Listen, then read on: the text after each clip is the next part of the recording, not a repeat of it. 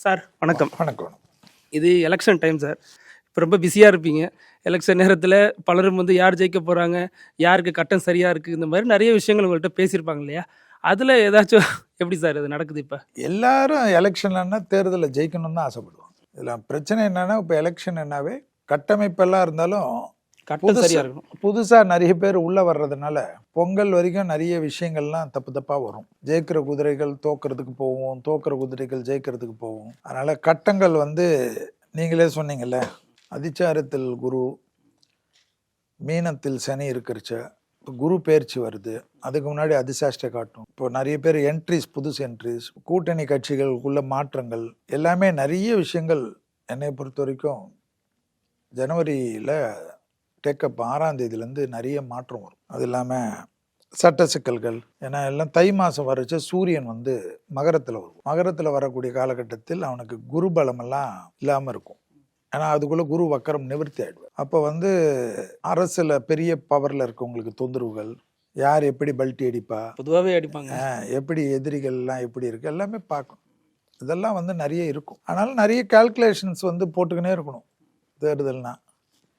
அதில் முதல்ல இப்போதைக்கு நான் போட்ட கால்குலேஷன் எப்படின்னா, நிறைய தேர்தல்கள் எடுத்து பார்த்தேன் இந்த பீரியடில். அதில் எல்லா ஊர்கள்லையும் இந்த ஆளுங்கட்சிக்கு சாதகமாக தான் இருக்கும். பீகாராக இருக்கட்டும், இதெல்லாம் ஏன் இந்த கிரகங்கள் இப்படி வேலை செய்யுதுன்னு அப்படி தான் கணக்கு. இப்போது ஆளுங்கட்சிக்கு சாதகமாக விஜய் என்ற ஒரு சப்ஜெக்ட் உள்ளே வந்திருக்கு. விஜய் சப்ஜெக்ட் உள்ளே வராத வரைக்கும் இது 2 முனை போட்டியாக போயிருக்கும். 3 முனையில் சீமான் சார் இருந்தாலும் அது பெரிய தாக்கத்தை ஏற்படுத்தியிருக்காது, கூட்டணிக்குள்ளே ஃபிக்ஸ் ஆகிட்டு. ஸோ இந்த ஆளுங்கட்சிக்கு சாதகமாக இப்போ இந்த விஜய்ன்ற கேரக்டர் உள்ளே வந்திருக்குதான்றது தான் நான் பார்க்கக்கூடிய விஷயமா இருக்கு.